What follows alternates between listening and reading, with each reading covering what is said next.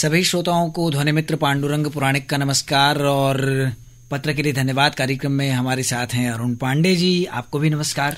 श्रोताओं को अरुण पांडे का नमस्कार और पांडुरंग जी आपको भी नमस्कार हमारी ओर से। अरुण पांडे जी, कुछ ईमेल हमारे पास उपलब्ध हैं जो पत्र के लिए धन्यवाद कार्यक्रम से जुड़े हुए हैं, उनको हम ले लेते हैं। जी, और इसमें बहुत सारे वो श्रोता होंगे जिनका हम लोगों ने कहा था कि उनका मेल हमारे पास बचा हुआ है। जी।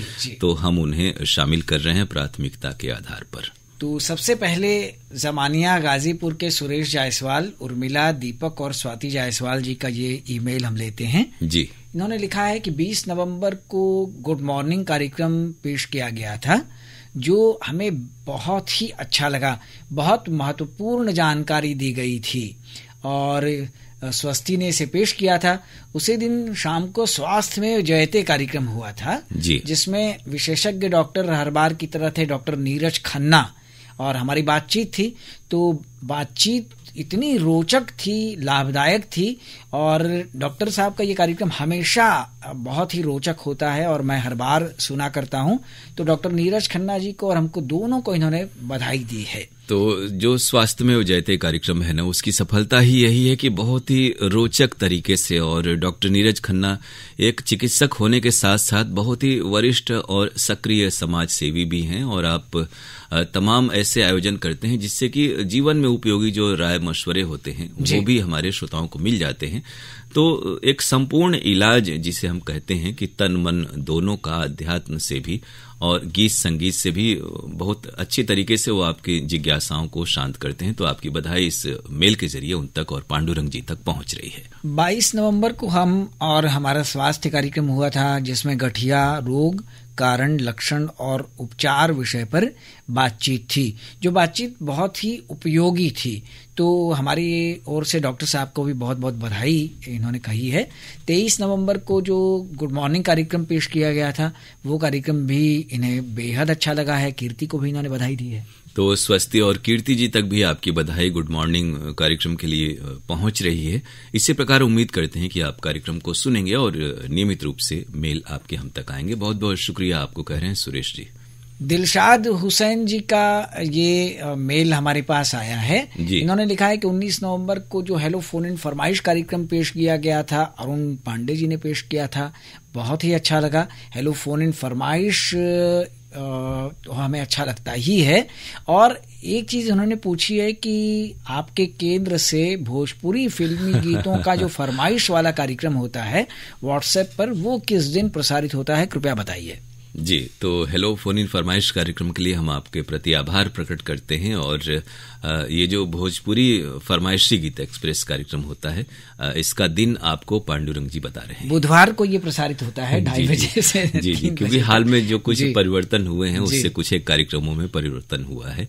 तो अब आपको बुधवार को 2:30 बजे भोजपुरी फिल्मी गीतों का जो ये कार्यक्रम है वो आप सुन सकते हैं। और इन्होंने लिखा है कि 23 नवंबर को कहकशा और गुड मॉर्निंग कार्यक्रम जो पेश किया गया था वो भी हमें बहुत अच्छा लगा।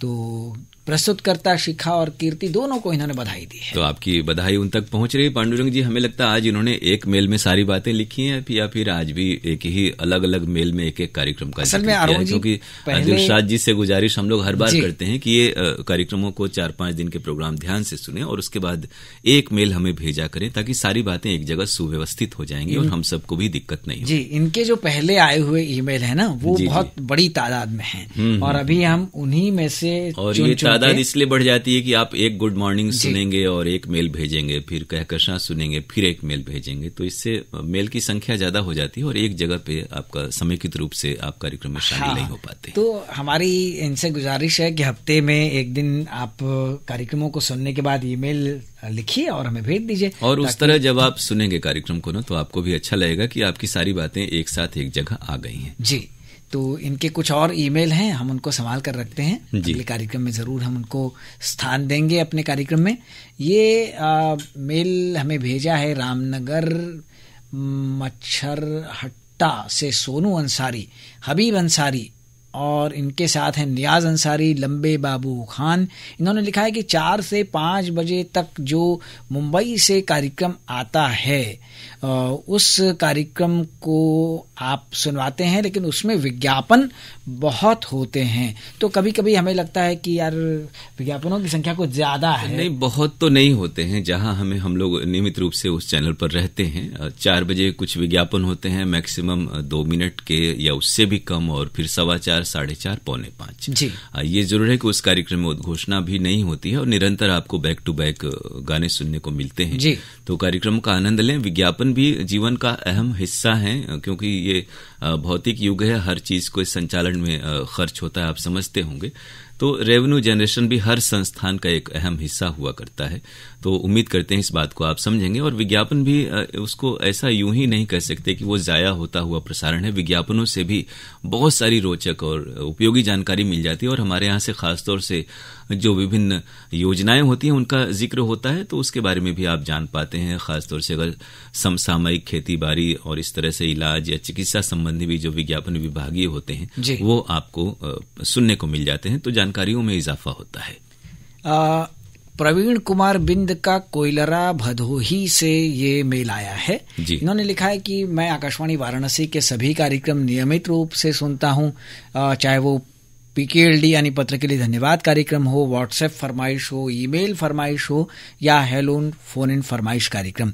अरुण पांडे जी ने अभी हाल में ही व्हाट्सएप पर आधारित फरमाइश कार्यक्रम पेश किया था, वो हमें बहुत अच्छा लगा। तो हमारी ओर से अरुण जी को बधाई दीजिए। हमारे सभी साथी प्रयास करते हैं कि आपके लिए बेहतर कार्यक्रम लाएं, और व्हाट्सएप कार्यक्रम में अधिक से अधिक नाम पढ़ने की हमारी कोशिश होती है। लेकिन आप भी तमाम श्रोताओं को हम कहेंगे कि उसमें एक ही श्रोता 20-20 नाम और 4-6 शहरों के श्रोताओं के नाम भेजते हैं, तो उससे क्या होता है कि कई श्रोता कहते हैं कि गीत के बीच में नाम पढ़े जा रहे हैं। हम लोग खुद नहीं चाहते कि गीत के बीच में कोई व्यवधान आए, लेकिन नाम इतने ज्यादा हो जाते हैं तो हम समझते हैं कि श्रोताओं को नाम सुनने की जो प्राथमिकता है उसको पूरा किया जाए।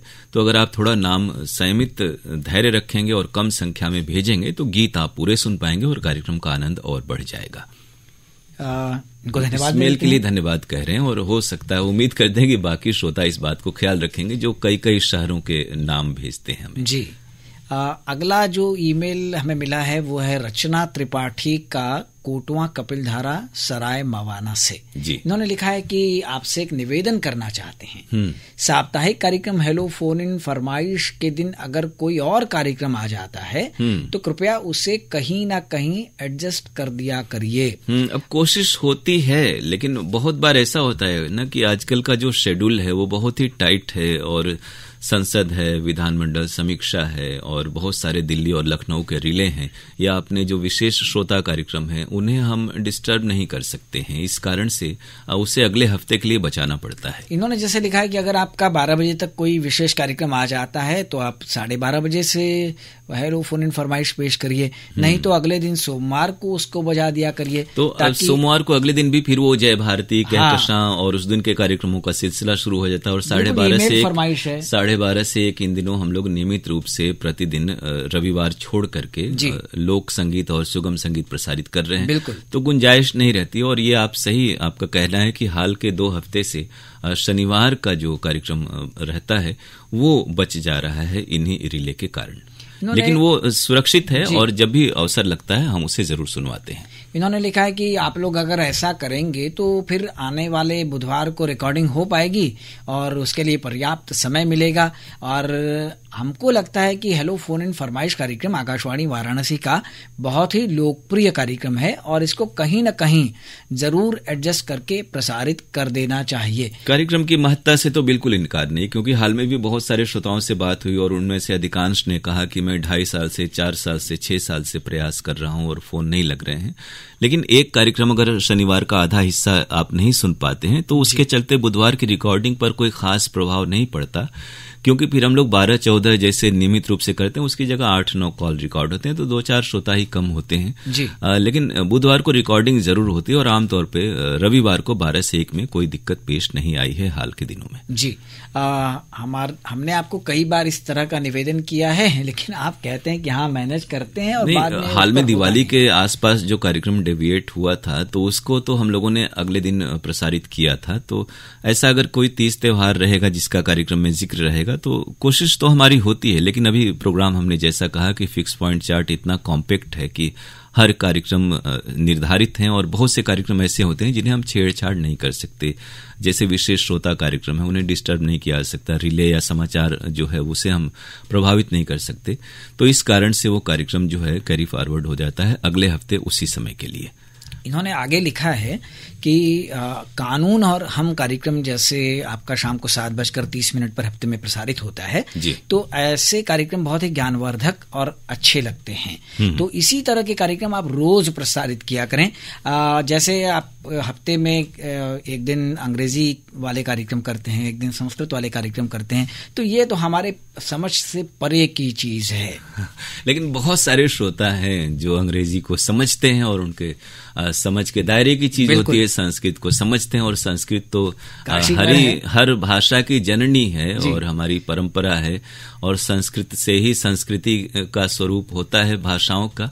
तो हर चीज की अहमियत है। तो उसी तरह से हम उम्मीद करते हैं कि वैसे अगर आपकी अभिरुचि न भी हो या समझ से परे जैसा आपने कहा, तो आप सुनेंगी ना तो आपको जरूर धीरे धीरे समझ में भी भाषा आने लगेगी। भाषाओं को हम सभी सुनते सुनते ही सीखते हैं।